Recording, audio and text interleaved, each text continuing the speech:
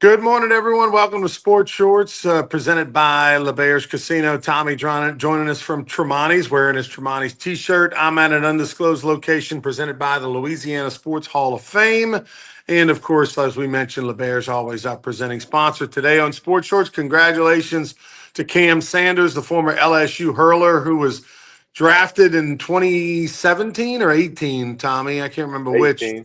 Yeah, 2018, a long route to get to the major leagues. Made his debut last night in the major leagues, the 91st LSU player ever to get called up to the big leagues. We'll talk about that.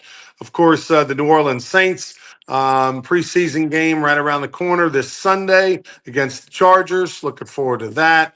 The LSU Tigers continue to battle it out in spring and fall camp. Interesting comments from Dabo Sweeney. So now Brian Kelly's made some controversial comments. Sweeney's comments have been deemed controversial. We'll talk about that. And the Baton Rouge Rougarou is still basking in the glory of bringing home its first championship ever in the Texas Collegiate League, and they have great championship T-shirts on sale. Go to brrougarou.com, right on the front. Click on the link for championship gear and get you some gear before it sells out. It's going fast, that's for sure. We appreciate everybody who's supporting the Baton Rouge Rougarou. Still a couple of fun little activities involving the Rougarou in their championship season. Keep an eye on that on social media. Give us a follow. I don't know if you saw, Tommy, it was Sunday night or Monday night. The governor changed the colors of the governor's mansion to green and black. We made that post on social media, so they lit up the mansion in green and black, green, black, and white, Rougarou colors to honor the Rougarou's championship beating Texas. I saw that. That was really cool, really awesome. Thanks to Governor Landry and everybody that was involved with that deal. So that was pretty cool. And I'm still getting a lot of comments like, "Man, I'm so glad y'all won the championship." And of course, I'm showing people the little flyer that was made that said champions. I showed some people last night at our contingent down in Jacksonville, Florida, Ponte Vedra Beach. They're buying Rougarou gear now. They're all fired up about the title and the Texas Collegiate League. So go get your gear and then stay connected on social media. A lot of things will happen for the Rougarou. Yeah, pretty excited. Appreciate Governor Landry for being a supporter. Did the video last week wearing the Rougarou jersey, wishing us good luck again in the TCL playoffs and against Texas. We brought it home, and we're actually going to go to the governor's mansion, but not till later this month. Governor obviously has other pressing issues. His father also passed away recently, so I know they're dealing with all that. But we did get an invite to go over there later this month with a few players and our mascot and visit with them, take a few pictures and all that. Yeah, that'll be great. That's really cool. It's great publicity for the Rougarou and for the Texas Collegiate League and for this team and this organization that took so many people to work very hard to accomplish what they did. And then of course now it's time to run it back. Hey, don't forget to like and share this show. We always mention that. Like and share this show, whether you're watching on Facebook, YouTube, or X. That helps us all out. No matter who it is, please like and share this show when you have a chance. It helps a lot of people. So now that the Rougarou season is over with, we turn our attention mostly to football here as football season is fast approaching. Can't wait. What's your take on what's going on, I guess, with the Saints and the quarterback? It's sort of interesting. The Cleveland Browns and the New Orleans Saints, two teams that are both picked to be potentially the two worst teams in football this year, one in the AFC, one in the NFC. Both have sort of wide open quarterback battles. I mean, they got multiple guys, 4 guys in camp, they got 4 quarterbacks in camp right now in Cleveland. They got 3 in LSU, and with the Saints that are realistic. It's totally wide open. Any of those quarterbacks could end up being your starter. There's no contracts that sort of give anybody an advantage over another. But yet, depth charts and what the media says and what the players say aren't aligning in either camp. It's kind of bizarre in a way. You're right. These two teams put together might not win 10 games combined. And, in the That'd be a NFL, good over-under bet in Vegas, by the way. yeah, you ought to put that out there. But these two teams going nowhere in a hurry. in the NFL, in college, even in high school, youth sport, it's the quarterback. Okay, it starts with the quarterback, and if you have a great quarterback, you're going to have a chance to have great accomplishments. And the Saints and the Browns, it's just a mess. I mean, the Browns come out and say Shador Sanders is fourth on the depth chart. They signed a bounce around NFL veteran, a guy that's been around for a while, to put five quarterbacks in there. Then they say Sanders is going to start their preseason game this week. So it's kind of bizarre there. Then they try to get some attention. And then the Saints, everything I read, it looks like it's going to be a Spencer Rattler kind of thing. But, if you read between the lines, and of course, we'll see who they start out on the West Coast. That's a 3 o'clock Louisiana time kick Sunday. We'll see who's starting and how do they do. Do they play with the ones? Do they play with the twos? I mean, there's so much to be unboxed for both of those franchises at the quarterback position. And certainly the Saints fans and the Browns fans are paying attention every day. But I mean, Spencer Rattler again saying, "Oh, I thought I'm the best quarterback in camp," but then the first depth chart comes out from Kellen Moore and he's third. So the Shador Sanders play, I'm assuming the Browns game is at home. You look that up because that would make sense that Shador Sanders, if he is in fact in their mind third or fourth on their depth chart, you got to start this guy because you're gonna fill a stadium. They are at Carolina Yeah, Friday night. yeah. 2 nights from now they're at Carolina, and Carolina's got their own issues. So it's that's what I guess the preseason's for, is to solve some issues. You're not going to solve them all, and you might not solve them completely, but that's what you got to do if you're an NFL team right now. Well, what's interesting is that the Players Association are the ones that were, hey, we want fewer preseason games, largely because they don't get paid like they do during the regular season, but yet they're risking injury and things like that. So they agreed to that. They went from 4 preseason games down to 3, and it's expected they're going to go down to probably 2 in the near future. This is the year where if you're the Browns or the Saints, you wish you had 4 preseason games, because you've got so many questions, so many decisions, so many figuring out, do I keep this guy because he makes $300,000 less a year than that guy for the salary cap? And, you wish you had those extra games, particularly at the quarterback position. Yeah, I agree with you. And, they're going to get down to 2 preseason games. They're going to go to 18 regular season games. I think that's coming. I can't put a date on it. I think, man, again, Ronnie, as I said a couple weeks ago, I'm old enough to remember 6 preseason games. But that's when guys weren't in shape. They had to come in to get in shape because they sold cars or insurance in the off season. It's a different world back then. Now these guys are in tip-top shape the first day they get there. Then they ramp it up, then they taper it back down before the regular season starts. So, yeah, it's a different world, but the Saints and Browns have a lot to figure out. Some other teams too, but our focus, obviously, here in Louisiana is the Saints. Yeah, 14 regular season games, 6 preseason games. That's how it was for a long time when you were a kid and a young man before they went to 16-4 and now 17-3 and eventually 18-2. And look, the biggest thing is not.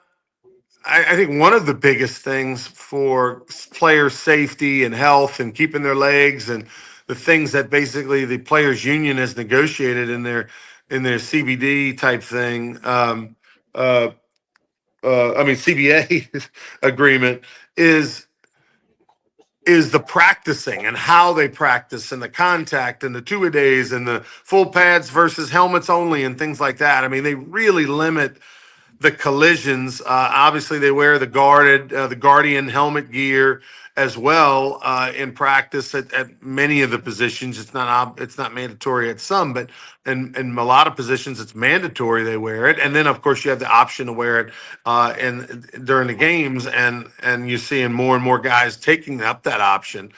So all of those reasons are part of why you're seeing, I guess, more player safety, and I guess in some ways that's not a bad thing. The problem, Tommy, is that early on in the season, and I feel like we see this, the tackling is not as good because you're not having those ones versus ones, those full contact 25 play scrimmages, bring them to the ground. That stuff doesn't exist anymore. Yeah, they don't put anybody on the ground. It's one hit up high, one thug they call it, one Thump. thud. Yeah. But yeah, thud up high.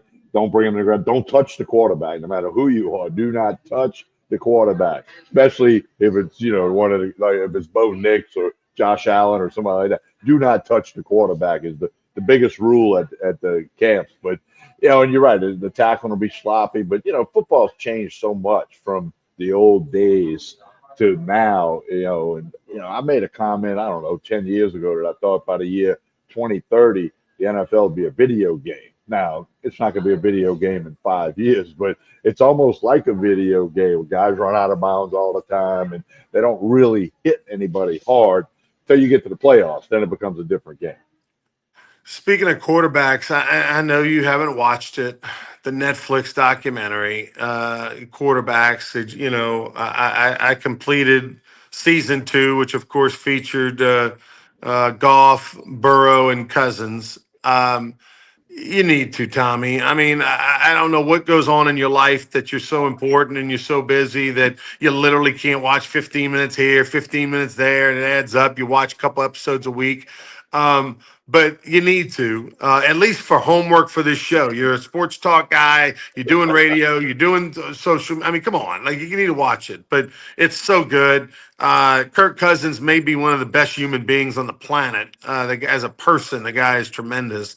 And both Jared Goff and Joe Burrow are likable in their own ways. I think Burrow came across. Obviously, he's a fantastic player. He's an MVP candidate whenever healthy, and all that. And he and Jamar Chase, the combination they have. Joe Burrow comes across a little bit as a mama's boy, a little bit of a. I don't want to say prima donna because he works hard. I feel like prima donna is somebody that's sort of labeled. Things are given to him, but he's definitely more of a modern age star versus Kirk Cousins is a throwback versus Jared Goff's probably somewhere in the middle.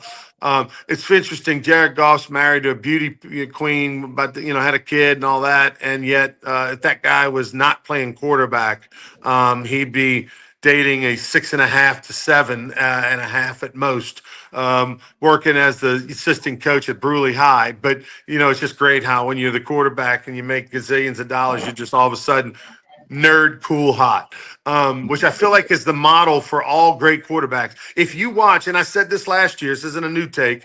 If you watch the quarterback documentary on Netflix and you see behind the scenes of what it takes to be a great quarterback, the preparation from a book standpoint, from a studying, whether it's literal books, whether it's watching video, whether it's note taking, whether it's smarts, that is probably number one, just as important now, unless you're Lamar Jackson, which we haven't seen the Lamar Jackson quarterback, so he might be doing the same thing. We just don't know. We just know Lamar Jackson's foot speed and athleticism is off the charts. It's the greatest of any quarterback in the NFL.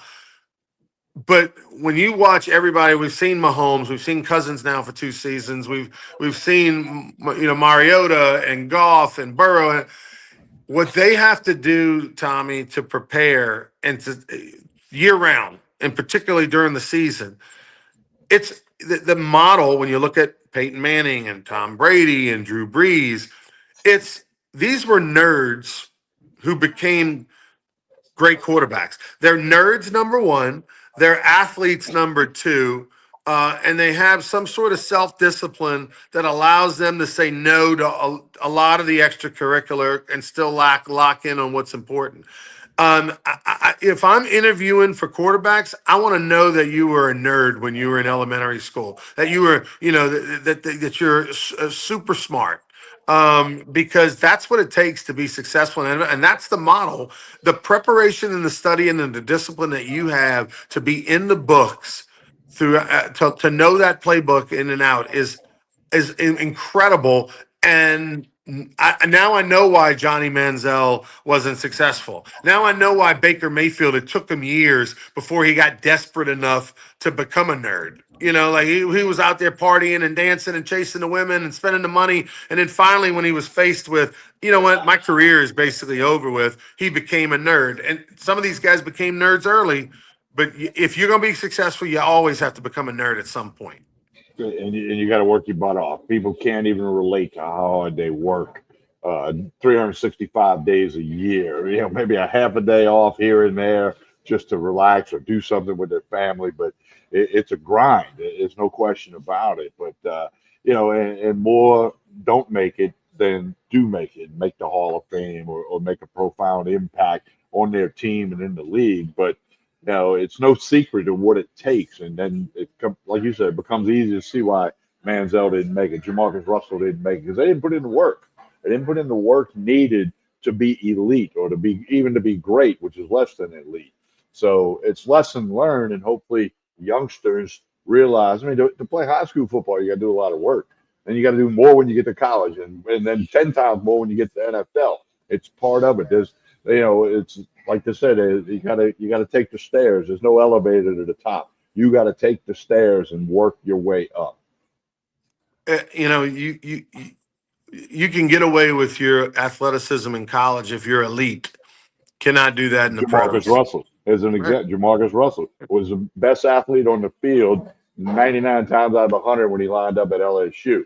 But then we all know the story, the blank DVD the Raiders got him, asked him to study these blitz packages, and then he told them he did, and they knew they gave him a blank one, so he knew he didn't look at it. So, I mean, it's things like that's why he didn't succeed in the NFL when he had the upside, and everybody thought, boom, this guy is going to be there forever. It's not like that.